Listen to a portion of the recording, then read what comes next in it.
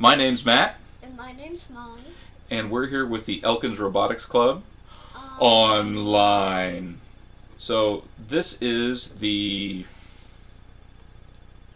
third lesson. This is our third lesson. Our third lesson, we learn how to do something pretty cool. What's that? Schematics.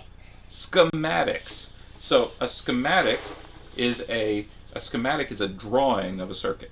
Okay, so we've built some circuits like these. You can see right here. Okay, and on breadboards, we've gone through and talked about how the electricity goes from one element to another element. But this week we're going to learn how to actually draw on a piece of paper how the circuit works, and then use that drawing to make the circuit. Does that sound pretty cool? Okay. So, what circuit elements have we used so far? A battery. We have used a battery. So we've got a battery. Well, it gives power to the rest of the circuit. That's right. So it provides electricity so that the circuit works. Okay, we're using 9-volt batteries. So, what else have we used? Have we used the resistor? Yeah. Okay. So what does the resistor do? It resists. The resistor resists. So why do we need a resistor for our circuit? Because otherwise our LED will blow up. That's right. So the resistor makes sure that we put just enough electricity through our LED. That's right. So what's the LED do? LED is short for light emitting diode, and it lights up. It lights up. That's right. So the LED, when you put electricity through it, turns the electricity into light. Pretty neat. So were there any other circuit elements we used last week? Well, we used a switch. We did. We used a switch. And what does a switch do? Well, a switch turns things on and off. Turns things on and off. That's right. So to get started, I'm going to tell you what the different symbols are for the different circuit elements. Okay? So the battery, that's our first one. So to a battery, we can draw the circuit as sort of, there's two different ways to do it, aren't there? Mm-hmm. But Molly likes this one. What do we call this? She calls this the Christmas tree battery. Yeah. Okay. You draw it sort of like that. And what markings do I have to put on it so I know which wire is which? Oh. A plus and a minus. Yeah, like that, right? Plus and minus. Okay? The other way I can draw a battery is this way. I can draw a circle, and I can put a plus and a minus. Okay? So those are two different ways that I can draw this circuit element, the battery. So the symbol for the resistor is a squiggly line, which I think is pretty cool, right? Because it's like, wow, it's hard for the electricity to get through here, right? So it's a squiggly line. So that's the symbol for the resistor. And then we have the switch. And the symbol for the switch is also kind of cool. It tells you how it works. We draw a line like this, and another line, and another line. And then we can draw a little arrow like that. And so it says that this is a button that I can push, and when I push, this line connects and the electricity can go through. When I stop pushing Yeah. the line opens, and that means no more electricity goes through. And the last element is the LED, the light emitting diode. And the symbol for the LED is also pretty cool. It's an arrow. It's kind of like an arrow. So it's a triangle. We put this little line at the end of it. And this tells us which way the electricity goes, right? Because on the LED, one leads longer than the other. So this end is the end of the LED that's longer. That goes to the positive, and then this is the one that goes to the negative. And those are called anode and cathode in electrical engineering speak. But we'll just say, positive end, negative end. And this is actually the symbol for a diode, right? We have to do something to it. Yeah, you have to draw a squiggly line like this, and with an arrow at the end of it. Right. That shows that. So if we add that to our symbol, It shows that it's a light emitting diode. so we're showing that light is coming out of it like that. It's pretty cool. Okay? So those are our basic circuit elements. And the circuit that we made last week, let's look at it. So it just starts with the battery right here. And do we remember how the breadboard works, right? The breadboard, there's a row or a column, and each row or column gets connected. That's right. You stick a wire into it that has electric source you can put stuff into it, and that stuff will work. That's right. That's a good explanation, Molly. So the one down the middle here is a special row that has a plus and a minus, usually either red and blue or red and black, depending on what breadboard you have. Ours is red and blue, so we've connected our battery to this red line, and our negative to the blue line. So this is our battery connection, and these are all connected together. We've used a jumper wire here to go from the red terminal over to this row where the resistor is. And like Molly was saying, now we're on this row. We jump from the column to the row. All of these these 5 holes are connected together. So this wire is connected to this resistor. Then on this side, we go back into the row through another jumper wire and over here to the LED. The electricity is going through the LED, and then through another jumper wire and back to negative, back to the battery. So we completed that circuit. So what we're going to do now is we're going to draw this circuit as a schematic so that you can explain to me how this circuit works. Symbol we're going to use. A battery. Battery symbol? Which one do you like? The circle battery? The circle battery. Okay.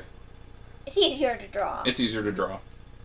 Okay, and we've got a lead coming out the top and a lead coming out the bottom. Yeah, and you can use different colored wires if you want to represent this. Oh, okay. So that's your red wire? I can use this as my black wire. It's just okay. blue. Good. That's a good idea.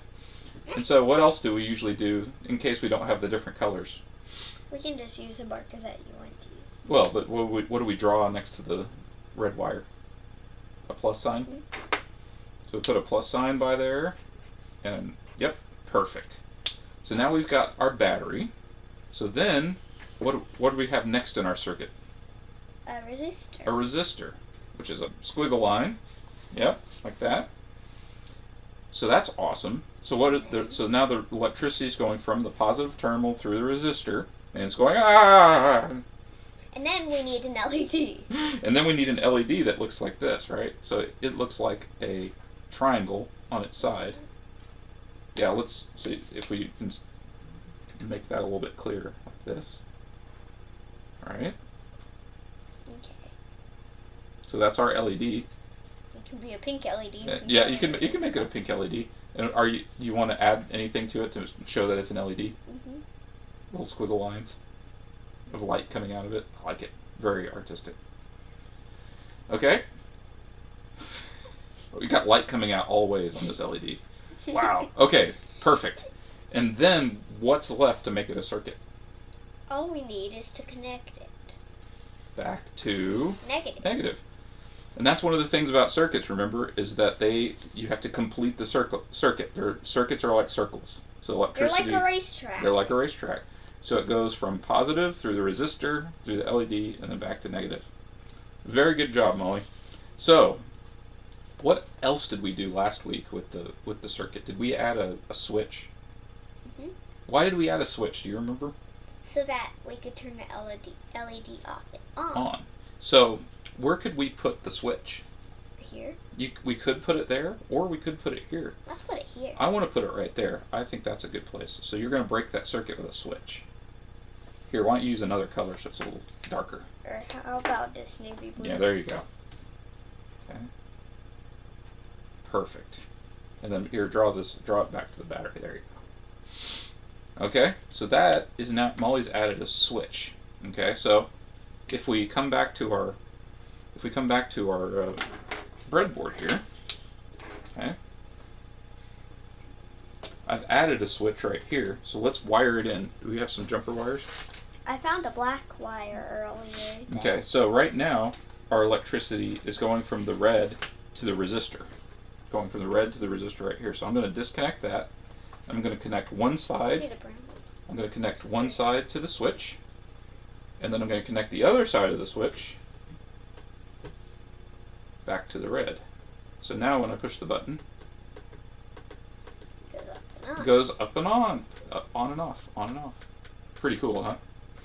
So that follows this schematic really well, exactly. So we start from the negative, go through the battery here, then we come across to the switch. We go from the switch to the resistor, go from the resistor to the LED, and then we come back to negative. So that's a pretty neat way to explain it to somebody with this picture, right? So there's all sorts of different kinds of circuit elements. These are the ones we've learned so far. We're going to introduce one more this week that we think is pretty cool. It's called a capacitor. And what does a capacitor do? It stores electricity. It's got capacity for electricity because engineers are not very imaginative with their names. Yeah. So a capacitor capacitates. It stores electricity. So it's kind of like a battery, but it doesn't hold the electricity for nearly as long. Yeah, and you can use smaller or bigger capacitors to hold more electricity. That's you can right. add more than one to hold even more electricity. Yes, and capacitors are measured in a unit called farads, which is another guy you can go look up. Who did we learn about last time? Mr. Ohm? Yep. Yeah, Mr. Ohm. So there's all different kinds of capacitors. These are called electrolytic capacitors, which is just they're a kind that can hold a lot more electricity. They're a lot like the LEDs. They have two different leads, different lengths, and that's important because you want to use the long one as the positive again. So you want to go you always want to hook them up from the positive to the negative. Yeah. And the farad, the unit of capacitance, is like really big for some reason. It's like huge. Like 1 farad would be like a whole bunch of electricity storage. Yeah, like I don't know, 1,000 gigawatts. It would be a lot. So they're always measured in funny things like microfarads and nanofarads. So that they're easy enough to measure. Yeah, because that's how much smaller they are than a whole farad.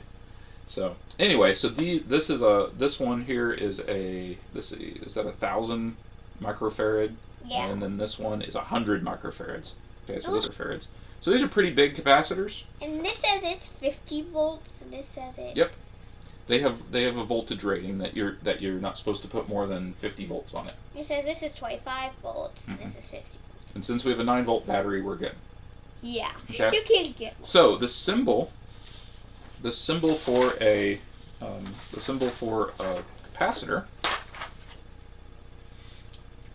The symbol for a capacitor kind of looks like the battery symbol, like the Christmas tree battery. But it's two lines like this separated by air, and then the letter for it is a C. You can put a C next to it if you want to. And this means that it's storing charge on these plates, and that's actually what's happening inside here. Is there's two little plates that are they're really close to each other with something between them that the electricity can't just here. Like I said, it stores a little bit of electricity for a little while. So if we look at our circuit schematic that we drew, Molly expertly drew for us, what happens when I push the switch? Well, what happens is that the LED lights up. Yep, the LED lights up like that, right? So what happens when I let off the switch? The LED will just turn off. It turns off immediately. So what if I wanted the LED to stay on for a little while? You could use a capacitor. You could use a capacitor. So where do you think we should put the capacitor in the circuit? No, if we put it right here, it would be disconnected from the circuit when the switch is open. How about here? It wouldn't really make sense there because this is negative. What if we put it right here? If we put it between here and negative, what would happen is when you push the switch down, electricity would go into the capacitor. Okay? So. Yep. Like that. So now, when I close the switch, electricity is going to go and get stored on the capacitor. When I let off the switch, the electricity is going to come from the capacitor, go through the resistor, light up the LED, and go back to ground. And so now, until this is all the charge is off of this capacitor, that LED will light up. So why don't we grab one of our capacitors and add it just like you did here, Molly, on the schematic. Now if we do it on the breadboard, we need to go on the other side of the switch. So that's right here. So this wire is the point between the resistor and the switch. This wire right here. So that's this little segment. So we can pick one of these places. We take the long wire. We're going to connect it right there. And we're going to connect it to the negative on this side, right? It's going to come back to there. So now what happens when we push the button? Now what happens? Well, the LED still comes on, but what happens when I let off? It'll slowly die It slowly away. fades off. So can you see that? Yeah. Pretty cool, huh? So that was the smaller capacitor. What if we use the big capacitor? It'll go off even more slowly. Yeah. That's what you think will happen? Mm-hmm. Sounds like you've done this before, Molly. I Okay, have done so it now I've before. replaced it with the big capacitor. Let's see what happens. Wow, look how long it stays on. It's still on. It's still Oh, very there it on. goes. It's There it goes. still There it very- goes. Oh, it's still on. It's still on. It's still on. It's still on. It's still Oh, it's still on. Man, it's still on. It's going to be on forever. And there it goes. Nope. Still No. on just a little bit. Uh. Just a little bit. Yep. So what happens if I push it now? It starts over. Isn't that awesome? So now look, if I disconnect the battery, it's still on.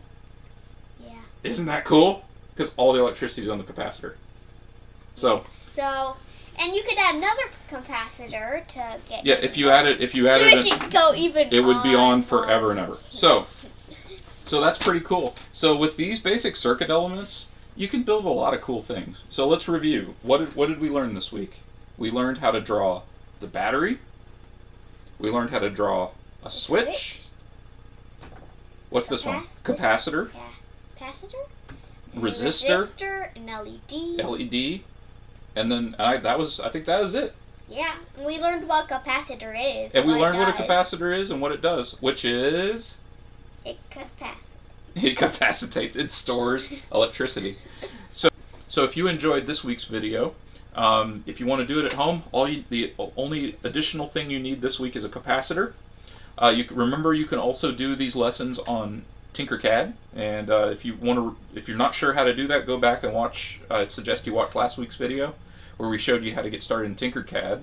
Right now, we're showing you what the circuit looks like in tinkercad. So you can see this is just like we did this week. We've added the switch and the capacitor, drawn exactly like we did on our breadboard. And when you push the button, the light stays on for a really long time.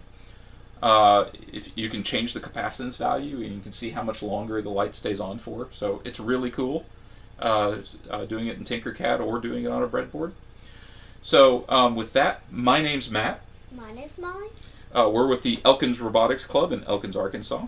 We'd like to thank our sponsors this week, the IEEE Ozark section, the Elkins Public Library, and the Institute of Museums and Libraries that has provided a generous grant to the library that's funding our robotics club among some other cool activities through the library. So please like our video, please subscribe, and we look forward to seeing you next week.